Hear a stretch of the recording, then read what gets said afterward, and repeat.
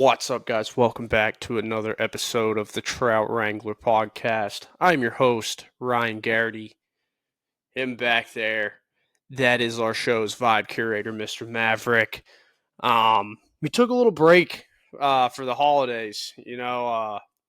Holidays are all about, I want to say, two things: fun, spending time with family. It's about a whole lot more than that, honestly. But I think family's a big thing when it comes to the holidays. So, we took a couple weeks off just to enjoy those two things. And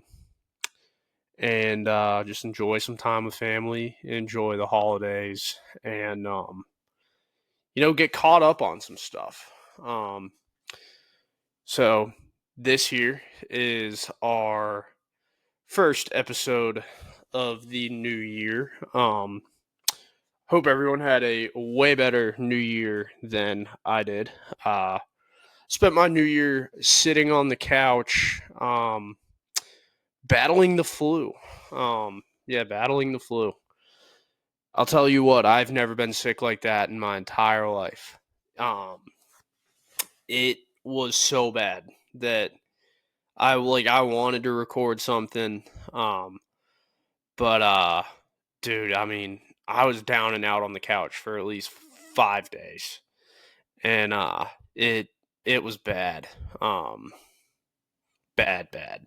Just like chills, aching, all sorts of stuff, dude. Like it was probably I was way more sick with this strain of the flu than I was when I had COVID, and I had COVID like 4 times. I mean, I deer hunted all through COVID.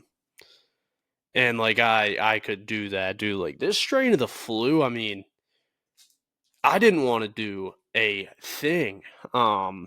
It was tough. I actually figured out I had it like midway through a day of fishing, and I was just like, holy crap! Like, looked over at my buddy Evan, and I felt bad. I was like, be honest with you, bro, like something doesn't feel right. It's like I'm really like at a loss of breath. I have like aches all over. Like I got super tired driving to our second spot because our first one sucked. Just got super tired and like lethargic and was like, damn. Like usually I'm not like that. Like when I'm fishing, I'm gung ho the whole time. And dude, like I literally looked over at him. I was like, dude, something like with my body doesn't feel right. And sure enough, I had the damn flu. But so you'll probably hear throughout this episode because I am still battling it a little bit. Got myself a trusty water bottle here. So hopefully that helps out a little bit. But yeah, definitely still battling a little bit. I've been back to work and stuff like that, but dude, like still tough. And this is like I want to say 4 days after like the brood of the bad stuff. I mean, I caught it the Tuesday before New Year's, and I still have it. Like I've never felt anything like it. But yeah, man. I mean, just tough. But we're gonna push through this. We got a really cool episode coming today. We got a good friend, repeat guest, Mr. Lewis McCooch of McCooch Craft Boats. He just kind of built a new boat. Gave to our good guy Sean over there at After Work Fish Club. If you know who Sean Yen is from After Work Fish Club, he's got this honestly beautiful damn boat that Lewis built. So we're gonna dive into that. Talk a little fishing. Talk a little bit of what he's been up to. Lewis is one of those guys that, I mean, shit, the dude's always cooking something. He's like fucking Dexter's Laboratory over here. But until he gets here, this great episode of the Trout Wrangler Podcast would not be possible without our awesome partners. Free Fly Apparel, Bahio Sunglasses, Afueta Coffee, Temple Fork Outfitters, Loon, and Yeti Coolers. So, until Lewis comes on, wait, and our interview is next. All right, what's up, guys? Like I said in the intro, we do have an interview today. A recurring guest, friend of the program, Lewis McCooch. Dude, I told everybody you were chopped and unk in the intro. No, that I was what? Chopped and unk. That the young people speak? Yeah. What does that mean exactly? Chopped and old. No, I'm kidding. Oh, they do call me Uncle Lou. Uncle Lou. Ooh. Dude, you I forgot you have your own wings at the Magic City now. Correct. The Lou's lemon pepper wings at Magic City in Atlanta. Yeah, they've also reserved me a bungalow in the Villages. So hell I'm yeah. just waiting on the day. Just waiting on the day, just ready to retire. Yeah. But I'll kick it over to you, let you introduce yourself a little bit there, big guy. Okay, well, for everyone that doesn't know me, I'm Lewis McCooch. I do McCooch Craft, which is a relatively new company. We started last year. We build custom aluminum skiffs, and custom because I do all the design work in-house. You can customize them slightly. The whole design is going to remain the same, but just the top details and whatever can be tailored to how you fish and your style of fishing. But yeah, we've been building a lot of boats. It's since we first had our first podcast. When was that? That was, dude, I think what one were you getting ready to release? Well, I probably just had the first one done, and then I was Yeah. going to build that. I was finishing that yellow one or something. Maybe it was even before that. It was way before the yellow one, I think. Been a while. It has been a while, but you've got you've had a ton going on since we've last had you on. How's business been since our last episode? It's actually been better than I could ever have hoped for. We built the first one for our first customer. We went through like a period of just like social media presence and marketing and videoing and kind of just making a footprint for myself. I mean, the Instagram page went from I basically worked for every one of those followers. I still am, but went through a long time where I'm just like, maybe I built a skiff that nobody wants, you know? But then all of a sudden it was like 5-6 months. I had 3 orders overnight. I'm up to 6 now. So I'm building, I haven't built 6 boats. I got a backlog, but I'm up to 6 orders. I got 6 boats in the works. Well, actually, no, it's not 6 boats. I've got 3 boats in the water, 3 more boats ready to get in the water. Hell yeah. Yeah, it's been a blessing. It's just a lot of work. So in the beginning, it was like, okay, am I doing something wrong? Does nobody want this aluminum skiff? But I really think what it was just social media presence. You know, everything nowadays is, if you don't see it, I mean, you can see something one time on social media, right? And you're like, cool, that's great. If you see it 10 times, now you're really interested. You're just like, what is this thing? Right? You see it 50 times, now maybe you'll buy it, right? So that's just kind of the hurdle I've been trying to get over, right? Yeah. Content. But I also have to work. So I'm wearing 100 different hats in the company, but really just pushing social media, pushing every Facebook group I can find, just flooding the market with this stuff. Really get your name out there. And it really happened overnight. I went from, 0 followers when I started, to now I've got like 7,400 in the first. It's pretty good. Hell yeah. It's nuts. And from what I've been told, 6 sales in the first year is it's insane. I might have found a niche. Yeah, dude. I saw you posting Trick Your Skiff yesterday. And dude, it looked like you had some pretty good comments on there, and then one dickhead that was like, oh, how's the hole slap? There's got to be hole slap. I mean, yeah. Everybody's got something to say. I kind of get, I've posted stuff on Facebook before. And usually Facebook people tear you apart. Yeah, But all the time. it's kind of weird. I've just been getting like resounding support. It's super odd. Um, I've also got kind of like a shadow ban on Facebook. Like sometimes like nobody will see anything I post, Dude, especially my same. business page. I get like 20 people viewing my reels, and I'm like, okay, what's going on? Am I using the right hashtag? Am I just like on a ban list that Facebook won't acknowledge? But there's also that you got to deal with. Not only do you Oh, have to be yeah. a social media guru, you have to deal with Facebook's algorithm sometimes putting you on a list that doesn't get promoted, which is weird. Yeah. Dude, I get that sometimes too, where I'll post something, I'll be like, oh, this will do pretty well. And then it just completely flops. I'm like, I have to text Sean. I'm like, dude, am I shadow banned? Can you see what I just posted? And he's like, I can see what it is. Yeah, you either gotta. I think it's probably your frequency of posting, and then just like the frequency of people interacting with it. That's probably some variable there, Oh and yeah. also like how much smack you talk. Because I can imagine you're on everyone's Facebook post talking trash, so that's probably why you're shadow banned. No, I actually don't talk a bunch of trash on Facebook. I'm a calm Facebooker, dude. I'll leave that to my grandmother, dude. My grandmother's been the Oh one that yeah, she's a trash talker. oh dude, she's been sent to Facebook jail like 15, 16 times.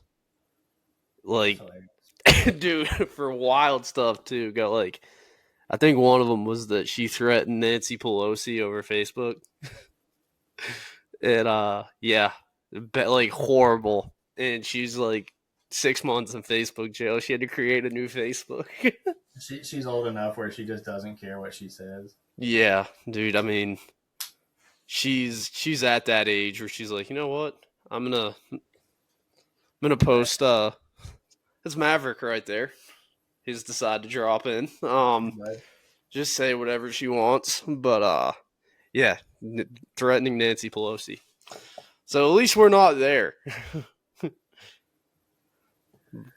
yeah, not yet. I mean, I still got to look good for my customers. So as much Hell as I yeah. wish I could do certain things, I gotta be supportive, and I gotta be. If people talk shit about my boats, I just gotta be nice. Yeah, right. That's all we can do. But dude, so like it was cool. It was cool to see you build a bass boat. Like the one that you did for the dude in New Hampshire. Yeah, you like that one? Dude, that thing is sick. I I got some. I built some photo albums if you want to of the different boats if you want to pull them up while we're talking about them. Yeah, for sure. Um I don't want to mess up your structure, your interviews. let's see. It's they're on Facebook, right? Um, yeah, I mean I've got them up on my iCloud right now. All right, let's see. You might be able to share your screen. If iCloud's easier. Should be next to the leave button and it should say share screen. There we go. Yeah, yeah, you can see that. Hell Um, yeah. but yeah, this boat Oh fuck. Let me see. kind of blurry. There Yeah. you go. Yep, that one. That's the one. Yeah, Dude, that that was our thing first. is sweet. Yeah, I've actually got it sitting outside right now. I'm gonna go play with it. But he sent his lakes are all frozen. He lives in New Hampshire, so Yeah. my wife and I, she's from Martha's Vineyard, and that's up there. But we made The a trip out of vineyard. it. Stayed in Boston a few days. Went and grabbed this boat because he wants to put like a Garmin trolling motor on it with the live scope and a few other upgrades. And he was like, "Yeah, Yeah. my lakes are frozen, so you can come grab this thing and film with it all winter." And I'm just like, That's huge. I'll come Yeah. up there gladly if I can just have this awesome boat back to film with. So, um, yeah, we did some custom. This was like a custom ass, just plain old rod holder storage. So I whipped that out on the computer, cut it, formed it, took the place of one of those storage holes, but it turned out pretty good. Um, it's a that's a seat post holder, so like for your typical Heck yeah. bass fishing seat. That was also kind of custom. We don't usually do that. But yeah, anything, sky's the limit. This was our first side console. version here, and Yeah. people just went crazy about it. I use the Dime Marine Products transom saver now. This is the old crappy one, but custom stick it anchor storage. Hell yeah. Dude, a good transom saver's tough to come by. Especially Uh, for yeah, you've seen what I've been posting about Dime yeah. Marine, right? Yeah, dude, those ones are nice as hell. He's got a good one. So transom savers. I mean, when you buy a boat, and I don't want to toot my own horn, but it's pretty nice. When you buy a boat that looks good, don't put a shitty little transom saver on it. Now, there I just cussed. My mom's gonna be mad, but don't put a crappy transom saver on it because we all know they look good in the store, but they rust and they Yeah. just look terrible. And they might hold up, for a while, but when you've got a big 350-pound Merc bouncing around, it's gonna bend the bracket. Oh, I yeah. mean, the bracket that mounts to the trailer, that's going to bend and probably pull the screws out. And you don't want to really deal with that on your way to the Keys or, my way back from New Hampshire. I didn't even worry about it because it Yeah. had that Dime Marine Products transom saver on it. And I was like, no, that thing's not coming off. It's not breaking. It's a, solid 1/4-inch tube, and it has a threaded connection to the trailer. So Yeah. it's solid. But anyway, Is that Lake Winnipesaukee? no, this is Clarks Hill up by me. Oh, damn. Oh, that's when you put it on your lakes? Yeah, I've got this ugly shoreline I've got to deal with. No, Lake Winnipesaukee up there is just freaking beautiful. Yeah, isn't it huge? It's I think it's really spread out. I think it is pretty big too. Yeah. It's really nice, but it's frozen solid right now. Dude, yeah, my cousin got married up there. That's like, I had a bunch of family in New Hampshire and Massachusetts. I heard it was cold in hell up there. It was 19 degrees, and it was like 23 in Boston, and that was awful. Oh, dude, yeah. I mean, you got to be prepared. You got to wear long underwear, have a nice jacket. Yeah. I had the heated Milwaukee jacket for a while, and then I went up there and I bought one of those like fleece. No, not fleece. Wool, like jackets that are longer. They go almost to your knees. Oh, yeah, like a trench coat? Kind of. It's like Boston style, Everyone Yeah. had one. So I was like, I'm gonna go find one of these. It looks warm. It has the collar that goes up. Yeah. So I survived. I got one of those and a scarf, and it was all good. That's good. Damn, you got you a scarf, too? I wouldn't pin you as a scarf guy there, Mr. Lewis. It looked kind of odd. I'm kind of just that dude, man. I mean, I don't really care about what I wear. Me and you both. I like wearing cool stuff. I'm actually growing my hair out now. Oh, look at you. It's too short right now to do anything with, but I'm once it's able to go back like that, I'm gonna start styling it. But I keep dipping it in like paint, and yesterday I was up in my attic spray foaming, and I like bent over and stuck my head to an insulated tube that I just foamed. And so when I got down, I was hopping in the shower and I looked at myself and I had a clump of spray foam like stuck to my head. Oh my God. So I had to get a bunch of lacquer thinner, and I was just in front of the sink, like trying not to spray it in my eyes and just wiping it because it hardened in my hair. I was trying to wipe it out. Oh, yeah. Dude. I've been more careful, man. Yeah, dude. You should get cornrows. I was in Honduras and I thought about it. They were offering. There's a bunch of black girls, locals on the side of the road that were giving tourist cornrows, and I don't know. I thought about it, but I don't think my hair was long enough right when I was there. Dude, you should have done it. That would have been. It was so short though. I was scared they were gonna rip it out. Oh, dude, you got to get the cornrows. Start letting it go. Go the whole riffraff style where you put like the. Yeah, I was gonna say. With the zigzags on the side of your head. Damn, dude, you be stunting on them hoes. I mean, what would people say if they saw me? Damn, dude. I'd just jumpstart your rap career right there. I'm trying to jumpstart my boat selling career. Hey, you already are. You already are. But, dude, so, like, let's talk about the bird of prey. Dude, you got old Sean on the way down to the Keys with that son of a bitch right now. Yeah, I'm actually really jealous. I was about to cry earlier. He was sending me pictures of just his little resort. He's got a boat slip right behind his Oh, patio. Um, yeah. Boat slip right behind his patio. He can see the boat from the back porch. It's the perfect spot. He's at Kontiki's. See, I was looking at his resort already, but his little bungalow is like right. It's probably this one, and then the boat's right there, and that's the Damn. boat put in. So that's the spot, dude. Yeah, dude. I didn't even know he was going down there until he texted us. Yeah. The boy's gonna put some miles on that damn trailer, boy. Oh, you can't see what I'm sharing, can Nah. I sit there, I was you? like, Sorry, I've done that. oh, damn. I was like, I don't know what the hell he's got up there. Right. Sorry, dude. I keep coughing. I'm still battling the damn flu. That's all right. Here's what I was talking about. He's at Kontiki, so this resort, that's his bungalow, one of these, and then the boat's Yeah. like right there Oh, dude, that's awesome. with the what do you call that, boat ramp. Yeah, that's badass. Yeah, I bought him. So that's my demo boat. So I pretty much paid for all that, and I don't have time, so he's doing all the filming, Yeah. the social media stuff, and it works well with his afterwork fish club Oh, perfect. thing he's got going on. Because I mean, I'm a local, self-started,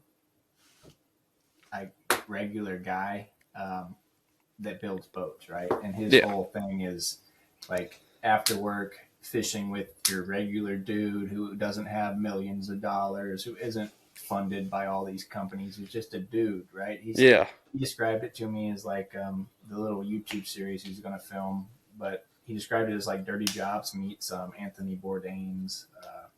It's not Parts Unknown. What is his show? It is Parts Unknown, I think. Parts Unknown or like No Reservations or something like that. But like that mix of like just down to earth, gritty, kind of polished, but kind of not polished. Just like what is the average dude doing? What is the guy that runs the garbage truck? Yeah, where's he? It's a lunch pail guy. Yeah, what is he fishing on? What's his story? Or like the guy that owns the restaurant in the Keys, like he's got a boat. What is he doing? He might be richer than most people, but like, and then it's cool because he's going to be fishing on one of my boats, and a lot of the filming is going to take place on that bird of prey. So I'm pumped for that. That's huge. It's massive. Hell yeah, dude. So he's the perfect dude to have that thing too. Damn, perfect. That smooth voice of his. Yeah, dude. His Morgan Freeman like voice. That should get me a bunch of sales there. Maybe he'll be Lewis and I'll just be a guy. Shit, you ain't just a guy. Shut the fuck up. Ah, shit, I cussed.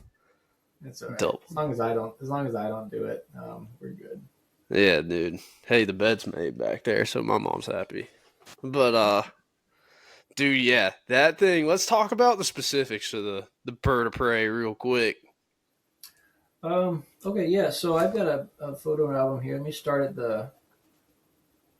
kind of at the beginning. So, I suppose it's a good photo to just show you what's up. So, really, the technical polling skiff style is like, it's really hard to do out of aluminum. Let me tell you, you got to know what you're doing. First of all, you could design a beautiful boat in the computer that you can't make in the physical world, just because it's really hard to make aluminum do what fiberglass does, right? So you can see back here, I've got like a 6 or 7 degree dead rise in the rear. I've got reverse chines, which I really like because they'll keep you stable in turns and they'll help actually give you a little bit of lift. But those reverse chines, they actually end right there. So what they call that is a submerged chine. So a big problem with aluminum boats and chine boats, in particular, is the chine. The chine is what this thing is. It's just the reverse chine, but it'll go all the way to the nose, right? And that'll stick out of the water. And what that does is it basically sucks up air bubbles and that air bubble will make noise, and it'll make a glugging noise all the way to the back of the boat. And it'll make a sucking, glugging noise up here while you're pulling, and that's noise, right? Fish can hear that; they're going to be scared of that. So most technical polling skiffs or just regular polling skiffs, they'll have submerged chines. They'll have either reverse chines or in-cut chines or L-shaped chines or something right there, or they'll just have a hard corner. But it'll be below the water line, so you don't get that like sucking action right here at the mouth of it. Another thing that's go ahead. Guys, you trying to make me laugh over there? Am I making you aroused? Dude, I thought you were trying to make me laugh that first time. So I was like, I know he's trying to say this shit to get me to laugh.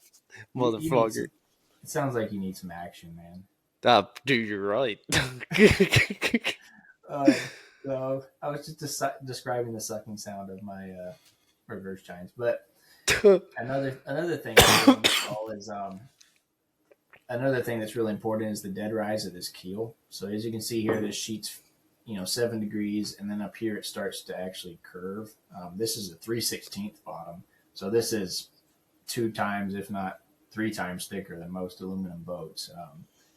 But we tried to basically curve it. This is like a 28-degree dead rise up here, and what that does is when that chop or that wave or that whatever hits the keel of this boat, if your dead rise, look at my hands, if your dead rise is too shallow, see this is the water line, that chop is going to come into that V shape, and it's going to make that same sucking noise.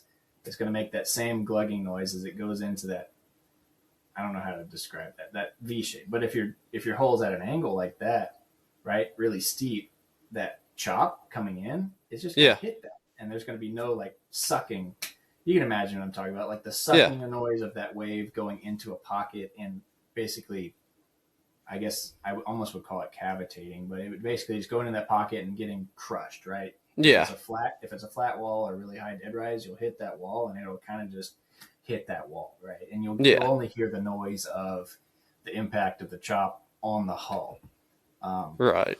So that's what I tried to do in the front of this boat, make that dead rise as high as possible. And now the next thing is what people will say is aluminum's going to be noisier, right? It's like hitting a steel drum, which, you're correct. It is if I didn't insulate it. So what I do is I build bulkheads into the nose of the skiff, and I build bulkheads into the back of the skiff. Now, the Coast Guard requires me to put a certain amount of flotation foam in these boats based on my horsepower and weight capacity and all those stuff. So this boat's got about 18 cubic feet of expanding foam in it. And what that foam does is when I pour it in that nose cavity, it basically fills this whole keel void here. And you can tell before you put the foam in, it sounds like a drum, like, a typical aluminum boat. Granted, it's a lot thicker. Yeah. It's a lot thicker than most boats. So it's a little bit less, but it still sounds like a drum, right? When that foam goes in there, it almost deadens everything. It sounds more like a thick-hulled fiberglass boat. You can beat on it, and it's just solid. It's dead, right? The vibrations have been killed at that keel by that foam. And anywhere else we'll do. So that's just the nose compartment. Maybe I've got a picture of that. You can see that bulkhead up there. See that hole? Yeah. And that flat plate. That whole nose is filled with foam up to there. And then I've got cavities back here that I fill with foam, which really don't help you with the sound, but it just gets me past my requirements that I need to make the Coast Guard happy. And then everywhere else we'll put. We just started working with this company called Safe Floor. But this is like a McDonald's playground floor. Damn, that's pretty cool. Funny way to describe it, but it's like a rubberized pellet that goes on with a soft epoxy, a 2-part epoxy. It stays soft, so it's real nice on your feet. It drains, so all the water that gets put on the floor actually soak through the floor and go to the bilge or go to the back of the boat. So any gear you have sitting on this surface is dry. It's not sitting in a puddle. It's durable. So you can see my dog. I barely trim her fingernails. But I've had boats with that marine decking flooring, and that stuff's pretty good. But a dog with long fingernails is going to tear it up quick. So this stuff's a lot more resistance to actual Yeah. finger marks. Damn, that's awesome. Yeah, and that does more with the sound and vibrations than you'd ever expect, man. So that's just another step that we take to make our aluminum skiffs that much quieter. And if you know anything about aluminum, this is going to hurt somebody's feelings, but honestly, it's more desirable than fiberglass if it's done well. Oh, yeah. We design our boats exactly how a fiberglass skiff is, but it's 2 times stronger. And you'll never have to repair gel coat, and you'll never have to repair like cracked fiberglass. Yeah. And that I'm just trying. The whole market's jaded against aluminum boats because up until now they've been built like crap by Peepaw in his garage and companies that I'm not going to name just mass producing these things as quickly as possible, putting textured paint on them to cover up all the epoxy that they use, and then just selling them. Right? Yeah. They're cheap. They're classified as a cheap boat, but a cheap aluminum boat is a crappy built aluminum boat. These take more work than fiberglass to do it right. Yeah. You can build a cheap one, no problem. I could build a cheap boat that I wouldn't put my name on for sure. But and it would save me a lot of money, but that's not what I'm in the game for. I'm in the game to build almost like a bespoke work of art. These boats take me a while to build. I'm not going to rush them. I don't really hold myself to a lead time. My lead times are manageable. A lot of the work I do is custom, so it's kind of hard to estimate a timeline, but I'm not going to rush it. It'd be crazy to rush something like this because at the end of the day, you want this boat to last 25 years. Right. And it will. It will. But another thing we do that just gives you peace of mind is you can see this hull protection here. This is actually a product called Gator Glide. It's like a spray-on Teflon coating. But that stuff is slicker than the painted surface that's below it. You could, basically the trailer that we built for this boat, even if I didn't design it to be dry launch, it is now dry launch. That boat wants to leave that trailer instantly. Dude, I was looking at that damn trailer you built for that thing. Dude, that trailer is super nice. This guy? Yeah, that one right there, dude. That's a beautiful trailer. And that's like I think that's a thing that a lot of people sleep on for a boat is having a good trailer. Dude, like the old bass boat I had, dude, had a piece of shit trailer. And I beat the piss out of it. And you could tell by the end of that trailer's life that it was beat to hell. And that's something that like I started to appreciate later on in that boat's life is having a good trailer. Even though I didn't, I was like, damn, a nice trailer would be nice for this boat. Yeah. And what you said was true. You had a trailer for a boat, and you may or may not have known about like much about trailers or had much experience, but that trailer got either started crappy or got crappy really quick, right? Yeah. A trailer is one thing that you kind of don't want to cheap out on because when you need it and you want to be able to trust it. Let's be honest, it's going to sit in your yard. It's going to sit somewhere neglected. I'd use my trailer. I don't have a trailer cover. I don't think anyone does. I might cover the wheels to keep them from dry rotting, but that's about it. So if you get a trailer, you want it to last. So the way we kind of spec these trailers, first of all, it's all bolted, which is really important. So an aluminum trailer, you want it to be either welded extremely solid so that you don't have any flex or twist, or you just want to bolt it, right? Because what aluminum does is when you have a lot of flex and twist and all that stuff, it'll fatigue. It'll fatigue like if you take like a steel paper clip and bend it a bunch of times. We've all done that in middle school where you just bend a paper clip a bunch and then it snaps, right? Yeah, and then it gets hot. Yeah, so that happens to aluminum welded trailers on the road if they're not built right. So what I wanted to do was I kind of wanted to just get away from that problem altogether. So what this one is, it's an I-beam construction. So it's got a little bit of flex in this web here. So this is actually a flexible web. It's an I-beam. It's really strong in the vertical direction and the horizontal direction. Yeah. Not as strong as the vertical, but it is still strong horizontally. But then it's able to twist, which will compensate for uneven road surfaces or um, your boat ramp's crappy, or you go in a pothole or whatever. Right? You'll get a Yeah. little bit of flex, but with that flex, you don't want welds cracking. So what we did was we bolted everything. You can see here, there's all these bolts. Everything's bolted together. The U bolts hold the cross members together. The axle, um, it's a torsion axle, so it is. I think it's U bolted on. I forget now, but anyway, there's no welds on the thing holding the actual drive components to the trailer. So Yeah. you don't have to worry about a crack or something you can't see. It's all just bolted, right? The only and every bolt has a nylock on it. It's not a nut. It's a Yeah. nylock, which will pretty much never come off as long as I tighten it. Yeah. But yeah, that's important. The trailer is one of arguably as important as the boat is. Oh yeah. So yeah, I Dude, like, appreciate that. That's a nice trailer.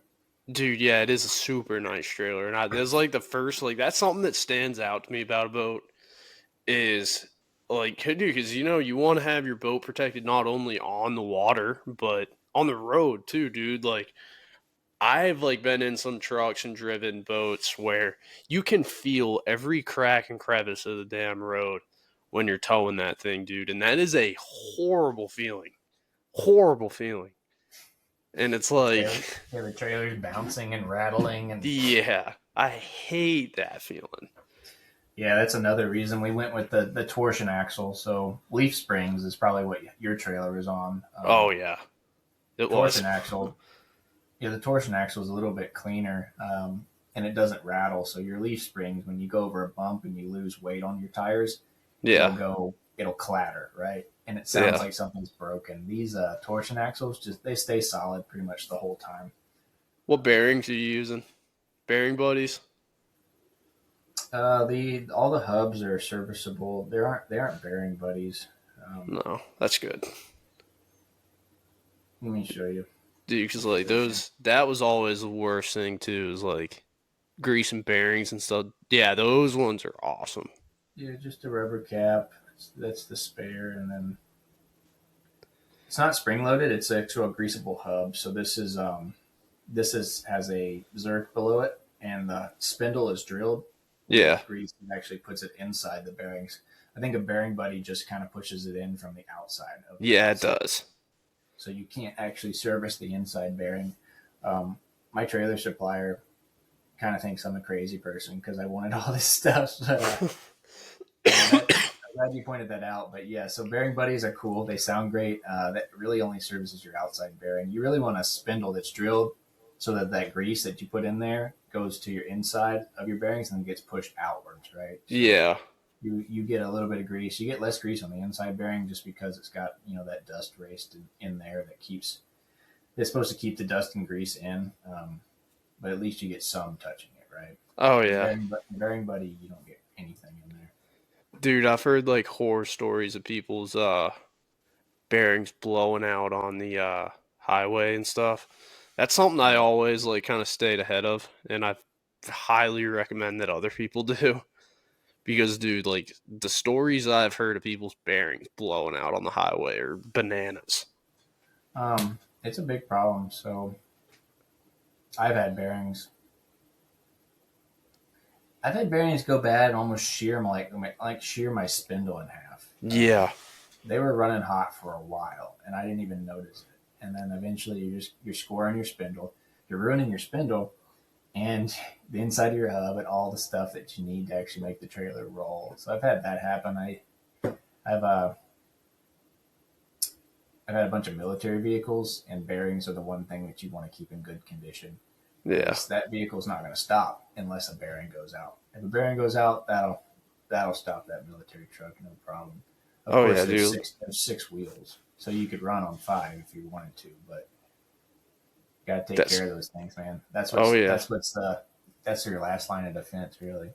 dude. My buddy had his freaking melt to his spindle, and he had to like pull the tire off and shave down the spindle so that he could get it back on. Wild. But I do so like this is a thing that a lot of people battle. I feel like this next thing is also I saw you put dual micro power poles on the bird of prey.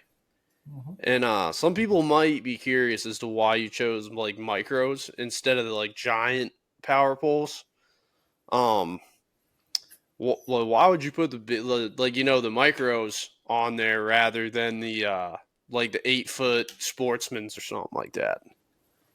Well, first of all, weight's a big issue on a skiff Mm-hmm. like this. One controller. So this skiff was basically designed to be like the perfect single man skiff. Yeah. You want to be able to go out by yourself. You want to be able to lock. You're out by yourself in the current. Controls motor spot lock, right? Yeah. Maybe it's too shallow, or maybe you don't want to, or maybe you're really close to a school of redfish and you don't want to spook them. So these things are super silent. All you need to do is get your controller. It's probably around your neck. Double tap the down button. You're locked in position. You're not turning with the wind. You're not turning with the current. You stopped effectively. Yeah. So some people mount one of these to the back, and that'll give you a pivot point, which seems kind of be a pain in the butt when you're one man doing this thing. You're sitting Yeah, there like adding this. twos seems like a no-brainer. So the big ones I didn't do because they weigh like, I don't know what they weigh, but you have to have a bracket for them. You have to have a pump for them, a hydraulic reservoir. You have to have the actual unit. I'm putting them on one of my bigger enterprise skiffs right now that's going up to Michigan, and they weigh a good bit. I mean, it's probably like another 100 pounds to the back of the boat. Yeah. Which isn't great for a skiff that's supposed to, pull in 4 or 6 inches. So Yeah. I didn't want to, and they're $6,000. So Yeah, dude. You put so it's nuts, dude. Like I've seen a lot of people like, dude, the kayak community loves the micro power poles. yeah, they're real convenient. Only like $500. Yeah. They're easy to use. They sync up to an app on your phone. Like you don't even need the controller. Um, they're simple. So Yeah, dude. They're all you need. Dude, like it's perfect. But yeah. dude, have you had any wild customization requests on any boats recently? Uh, Not really. I'm kind of steering away from the custom stuff, honestly. It's really time consuming. A Yeah, lot of this, I could imagine. now that I'm so busy, it's like I used to do it and I used to love it, but now it's kind of like a chore. I'll still do stuff here and there, like tweaking size of different things or the shape of stuff, or actually just redesigned the Enterprise. Oh damn. The Enterprise has got like a curve. I got this all updated. It's looking pretty sick.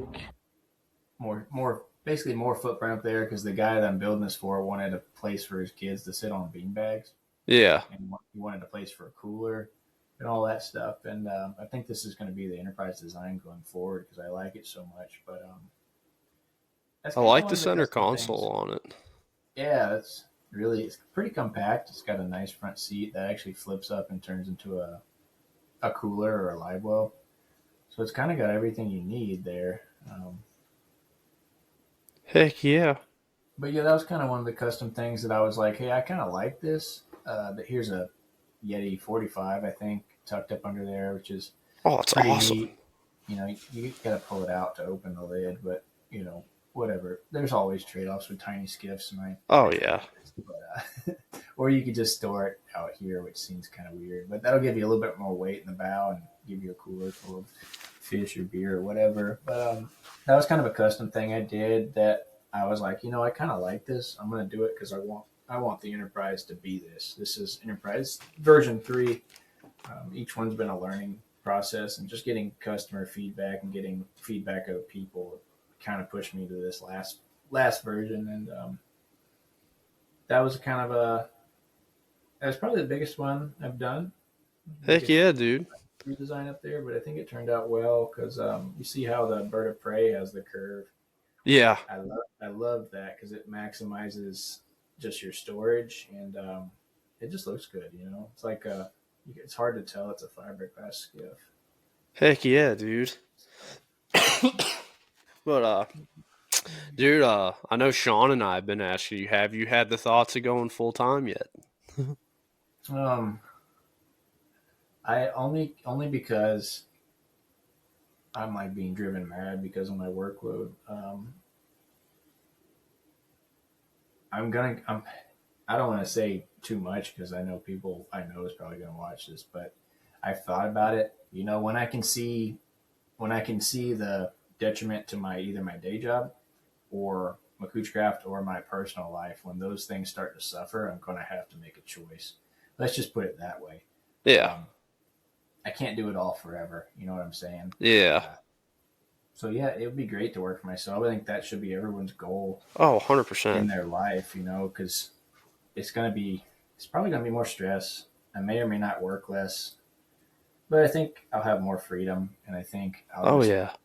if I don't do it, I'll be like, okay, on my deathbed, what could I have done? Yeah. Even if it sucks for a while, at least I did it. Dude, I was listening to something Jameis Winston was saying the other day. He was on Theo Vaughn's podcast.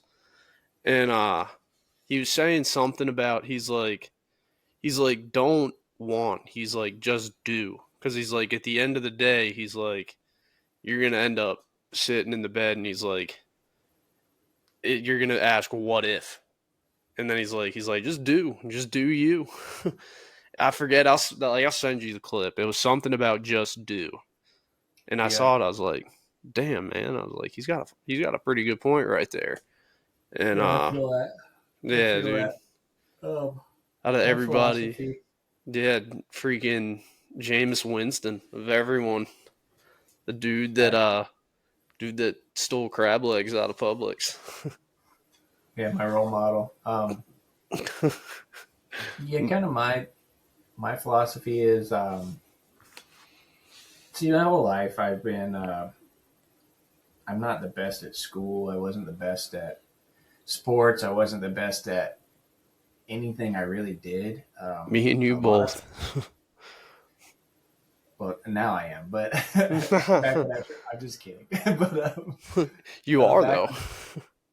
no, I've got a lot to learn. But back when I was starting out on all this stuff, it was so easy just to give up and be like, not for me. I don't want to do this. I'm only good at these things. I'm not going to do that. But that's not the way you want to be. You want to do stuff. You want to do Yeah, as much as you can. You want to be the kid on YouTube or the internet. And thank God for Google and all the pages you can find information on. But you want to be looking random things up, like how to make Damascus steel, or the composition of concrete, or like how to make a French drain, or what, stuff like that.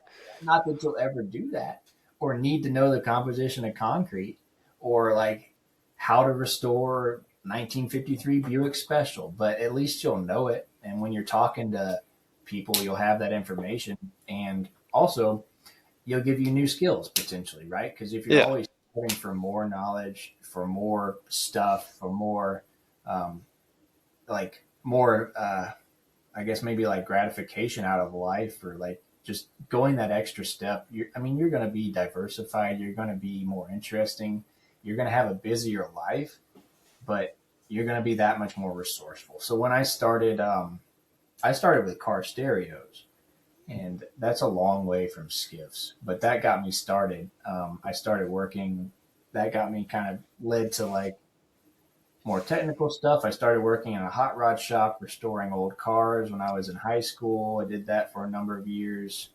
All my spring breaks and summer breaks I spent working, building, shaping metal, building cars, doing all that stuff. That kind of led me down the road of just metalworking in general.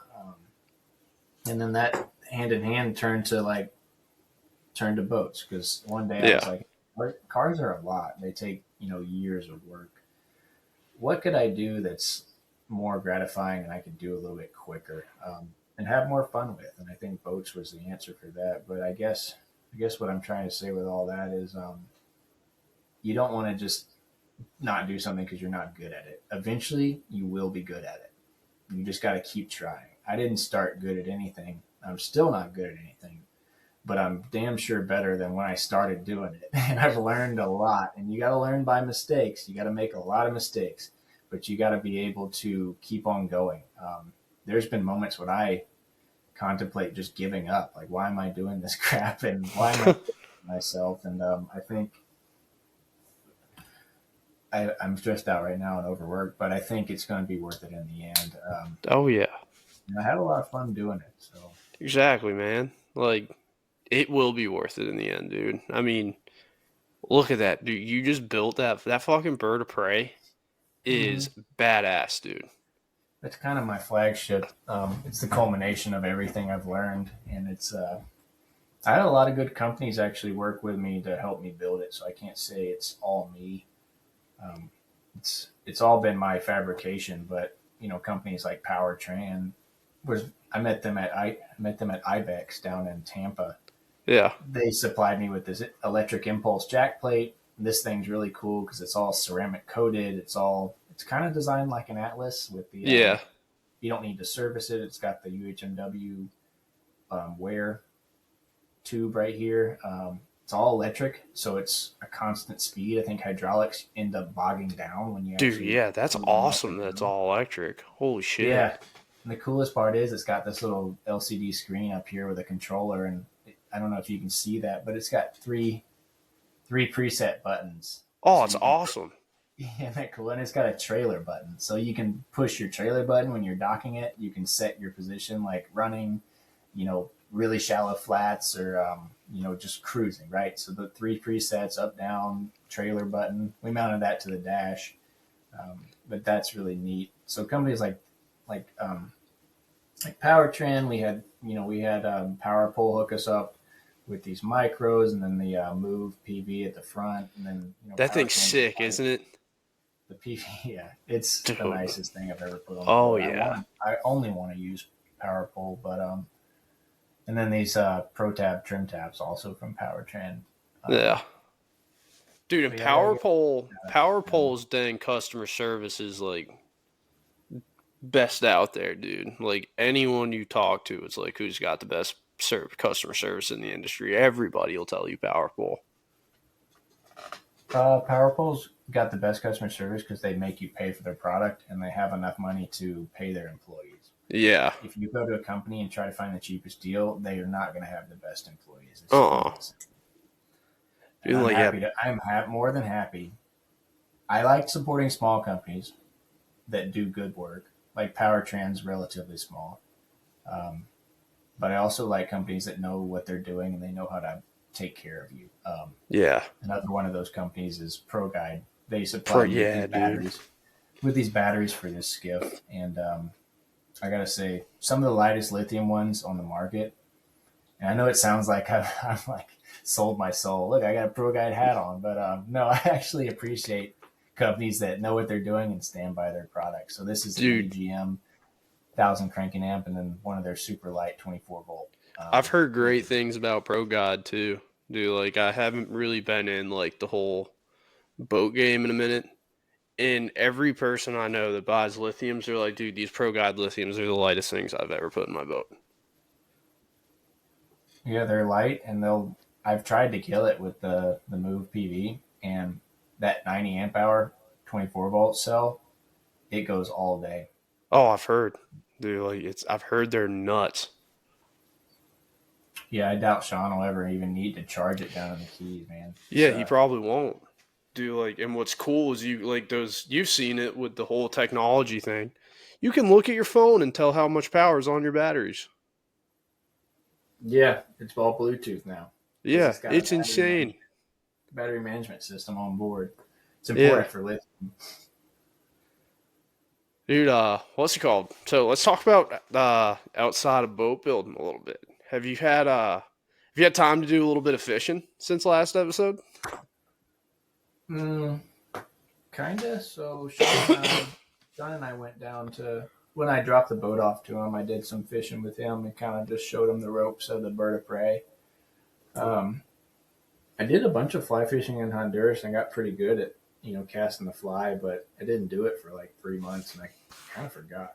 So I was It's just tough. out there looking like a moron. And he was like, just use less wrist. Just keep your arms still, but move your elbow. And I'm just like, whatever, man. There's no fish out here anyway. So we were just drinking and we had a cigar. I had a couple Cubans with me, so we smoked that, drank a bunch of High Lifes, and we were just chilling and talking. We hadn't seen each other in a while. And dude, it was like the happiest day of my life because I was not working and I was just having a good time on something I built. It's just super satisfying just to be able to enjoy the fruit of your labor. Oh, yeah. Dude, that's fucking awesome. Damn, a Cuban and a damn High Life sounds fucking fantastic right now. Yeah, I'm a huge Cuban enthusiast. Oh, damn. Look at you. Hell yeah. But, dude, I don't think we did this our last episode either. The 5 songs for the playlist. I'll give you 5, and you give me 5. Sure, you want me to go first?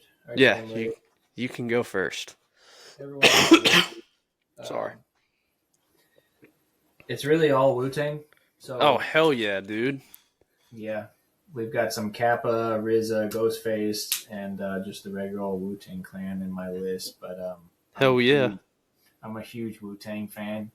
I think I kind of, I don't know what it was. I had this, like, as my brain got fully developed when I turned 25 or 26, or honestly, probably fully developed when I was 28, but kind of just, my music taste just kind of changed, and you can see it on like my Spotify Wrapped over the years. It was like, okay, I listen to a lot of electronic music, then I was listening to all this reggae, then I, some reason, turned to like piano music, and now it's just like Wu-Tang, Wu-Tang, Wu-Tang, Wu-Tang, Wu-Tang, and I think I just get down with the Wu-Tang Clan. Hey, nothing wrong with Wu-Tang, boy.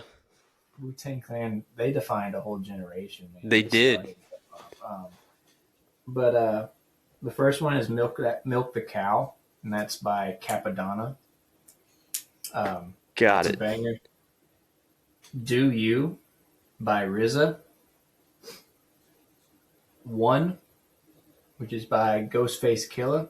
Hold on. Do You by RZA. How do you spell it? It's D-O-Y-O-U. It's a D-O space U. Okay. Just a letter. Oh, just the letter U. All right. Yeah. And it's RZA? Yeah, RZA. Perfect. Got it. All right. Took me a minute, but I did it. What was the next one? O-N-E, and that's Ghostface Killah. Love Ghostface Killah. You got it? Yep. You'll Never Know, and that's RZA. God never. No. RZA. Got it. Sweet. And then my all-time favorite, Reunited. Wu-Tang Clan. Got it. Dude, if you listen to one song from that list, I'd listen to that one. Hell yeah. You listen to any of that? You get into any of that 3-6 Mafia? You used to. Half on a Sack, Juicy J's, Blue Dreams, and Lean. Hell yeah. I'm a big Project Pat guy. Project Pat, Pimp C, Nas, old school Nas. Hell yeah. That's right, man. That's some good stuff. Hell yeah. Can't play that. Can't really play that in public. But, oh, hell no. I'll ride around here sometimes with the windows down listening to a little bit of Project Pat. I bet you do. Oh, yeah. But the ones I got are Out Last Night, Kenny Chesney. Oh, God. Mr. Saturday Night, John Party. The Bandit, Jerry Reed. And then this is where I throw a little curveball at you here. South Memphis to Zone 6 by Gucci and Young Dolph. I don't think I've heard that one. It is a damn banger. It is a fucking banger. I gotta listen to that one. Let me add that one to my playlist. I'll listen to it for sure. Dude, yeah, it's a good one. Dude, a couple of those Gucci and Dolph songs they're good. I like those ones. Yeah, I grew up to Gucci Mane. Oh, dude, Gucci, nobody likes it anymore, but I remember where I was the first time I heard Lemonade by Gucci Mane. And I remember hearing that first lemons on a chain with the V-cuts. Dude, I remember hearing that for the first time. I was like, dude, this is going to be my favorite song ever. It's like, there's nothing better. It still is, man. It still is, dude. I still listen to that song probably like 3 times a week. But, dude, that's all I got for you today. Do you want to give any last thanks or plugs? No, I'm sure we could talk for 20 hours, honestly. Yeah. I kind of got to temper myself because I could go on and on and on, but I don't know if that really makes interesting content, just hearing me ramble. But hey, I appreciate the time, man. Hopefully we can get together soon and do something fun. Maybe get William out of his shell. Hell yeah, dude. We do have to get William out of his shell. But how long are you going down to Marsh Fest for? I'll probably be there Friday and Saturday till Sunday. Yeah, that's what I'm trying to figure out is how many days I want to go down there. And dude, cause like a fucking hotel in Jacksonville can, especially with the Jags in the playoffs now, that bill can get run up quick. So I'm gonna be staying in Ponte Vedra with a friend. So that won't be bad. Look for like a hotel out there, and we could like squad together because I think Ponte Vedra is like 30 minutes from where the event actually is. But we could carpool and stuff, and hotels might be cheaper. And there's a scene out there. I love it. It's a bunch of restaurants, some cool bars. Hell yeah. There's a barbecue place on the water that I'm definitely going to go to. It's really neat. It's like on the intercoastal. We'll look at that then, because I don't know if it's going to be my girlfriend, the dog, and I, or if it's just going to be me yet. So we'll see. Yeah, make the trip, dude. Let me know. I will, brother. But thank you very much for coming on again, dude. But yeah, for sure, we'll have to get William out of his shell. I'm going to click stop. Maybe you can bring him down to Marsh Fest. Dude, that'd be sick. Bring him down to the spring one. Give him a call, split the hotel room. That'd make it that much easier. Dude, that would be funny. I'll message him after this. Sweet. But we gotta let some. What's up, guys? That was Mr. Lewis McCooch of McCooch Craft Boats. Seriously, if you're looking for a damn good skiff, aluminum, you can beat the shit out of it. Really put it through the fucking ringer and have it come out just absolutely fine. A McCooch Craft Boat's for you. Run that thing over sandbars, run that thing off shell beds, everything. Dude, that thing will hold up to the test of time. But that's our first episode back in 2026. We will have many more of these coming. And until Friday, I will see you later.